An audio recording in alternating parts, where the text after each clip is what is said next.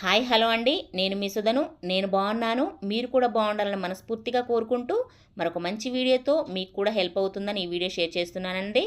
ముందుగా మనకి లోటస్కి అంటే కాయిన్స్ తోటి ఒక లోటస్ తయారు చేసి అందులో అమ్మవారిని అక్షయ తృతీయ నాడు మహా విశేషంగా పూజ చేసుకుందామన్నట్టు నేను ఈ వీడియో షేర్ చేస్తున్నానండి.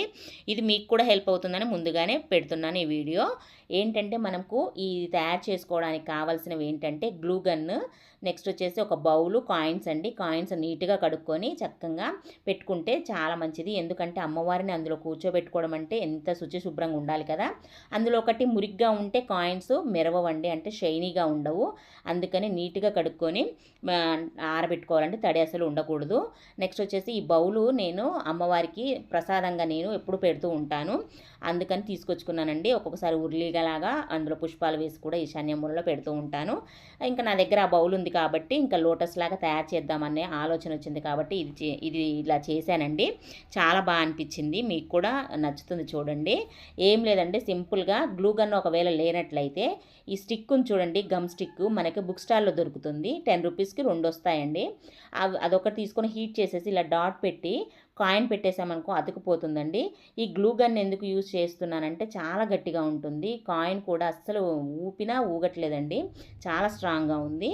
అందుకే మళ్ళీ ఇంకా డబల్ గమ్ము అలాంటివి కూడా పెట్టుకొని చేసుకోవచ్చులే, కానీ అంత లుక్ రావట్లేదండి. ట్రై చేశాను నేను, అందుకనే గ్లూ గన్ని యూజ్ చేస్తున్నాను. నెక్స్ట్ వచ్చేసి ఇలా లైన్లో అంటే సేమ్ ఒకటే సైజు ఉన్న కాయిన్స్ని ఎంచుకోవాలండి ఫస్ట్. ఇంకా ఇట్లా లైన్లో పెట్టేసుకున్నాను నేను. నెక్స్ట్ వచ్చేసి పువ్వు రెక్క విచ్చుతున్నట్టుగా మనం పెట్టుకోవాలంటే ఫస్ట్ గమ్ము పెట్టుకొని ఇట్లా కాయిన్ చూడండి ఇలా పెట్టేసి ప్రెస్ చేయాలండి. ప్రెస్ చేస్తే చూడండి ఓపెన్ అయిందా అంటే రెక్క విచ్చినట్టుగా కనిపిస్తుంది అనమాట. సింపుల్గా చేసుకోవచ్చు. ఎంత రాదు అని అనుకోవడానికి ఏం లేదండి, ఈజీగా ఉంది ఇది చేసుకోవడానికి కూడా.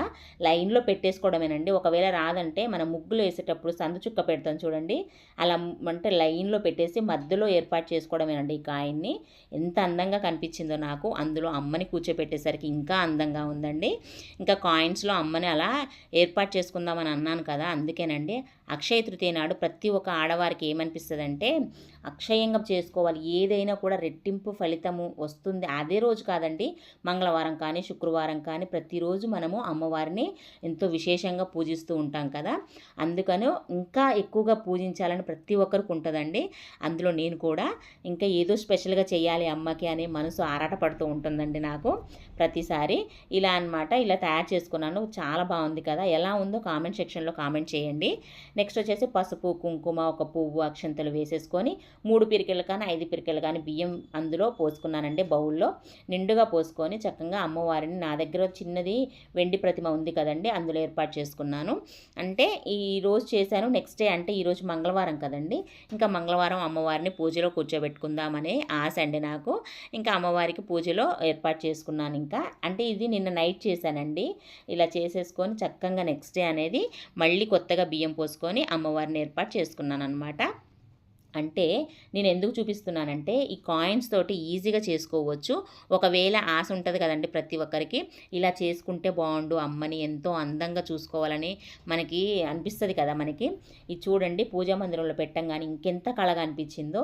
అంటే ఈ ఉయ్యాలలో అమ్మను కూర్చోబెట్టాను కదా, గణపయ్యని కూర్చోబెట్టి చక్కగా ఊపేశాను, గణపయ్యని ఊపుతూ ఉన్నానన్నమాట. తర్వాత ఇక్కడ చూడండి బౌల్లో అమ్మని పెట్టి ధూపదీప నైవేద్యాలు సమర్పించేసరికి సాక్షాత్తు ధనలక్ష్మి అమ్మే కూర్చున్నట్టు ఉంది కదా, అలా అన్నమాట. అందుకనే ఏదైనా కూడా మనము చేసుకుండే విధానమేనండి. అంటే మన కంటికి మన మనసుకి హ్యాపీనిస్తే అది ఒక పాజిటివిటీనండి ఇంట్లో. ఇలా అనేది నేను ఏర్పాటు చేసుకున్నాను, మీకు హెల్ప్ అవుతుందని ఈ వీడియో చేశాను. మీరు ఇలానే చేసుకోవాలని ఏం లేదండి. మరొక మంచి వీడియోతో మళ్ళీ కలుస్తాను, అంతవరకు సెలవు మరి.